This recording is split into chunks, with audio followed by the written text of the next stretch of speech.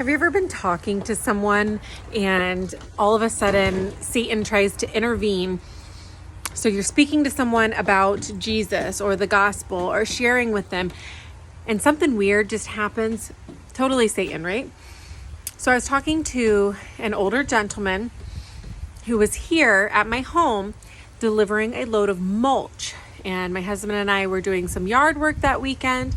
And this man was on fire for Jesus. I am telling you, his testimony was flawless. Like, he had done some really cool things for the Lord, and he was sharing some of his ministry work with me, and I was so excited. And he was telling me this story and had just got done expressing to me about how he was on mission in Africa, and dogs would start barking and kids would come up asking for money, and they, Satan will use anything. And sometimes it looks innocent as a dog barking or a child yelling. And he says he's just about done with this story, and he's telling me how, those things really don't faze him anymore. And I'm like, that's cool, and I kid you not, at that moment, the screen on the end of my house flew out of the window. Here comes my cat. I guess I should back up. He had a German Shepherd with him. He asked permission if he could please allow his dog out of the vehicle as he was talking to me so his dog could run around my front yard. I'm like, yeah, no problem. So my cat, it was nice outside. The windows were open. My cat was inside. The cat sees the dog. You would think, you're stuck inside. You're perfectly fine. The dog cannot hurt you.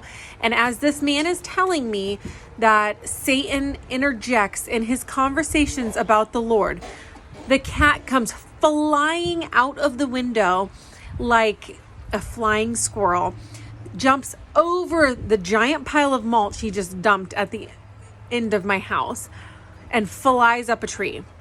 This man, he wasn't joking when he said that, his testimony was so important to him, and God had equipped him so well that these sort of things just don't faze him anymore. He did not miss a beat. And he continued to tell me about his service for God and his mission in life and what he does. And he presented me with the paperwork. He was talking about the bondage of the mind. And I was really into it because I that's something that I also really enjoy. And I was so hoping that my security camera caught that moment, but there was just it was just blocked just enough. And you can see me putting the window back in, but you cannot see the cat projectile catapulting out of the window. Bummer, but I just thought it was so cool. He didn't miss a beat, and he finished his story, and he looked at me and he was like, that was weird. And I'm like, inside I'm dying. The immature Christian inside of me is literally rolling on the floor laughing out loud. But it was just such a funny thing. I could not wait to tell my husband about it. I had to call him, you will not believe what just happened. But it's funny when he said, well, that was weird. I'm like, Satan, and the enemy will try to interrupt or interfere or intervene or distract you in any form. And it's up to us if we choose, if we're going to listen to him or what happened, buddy? Or we're going to stay the course.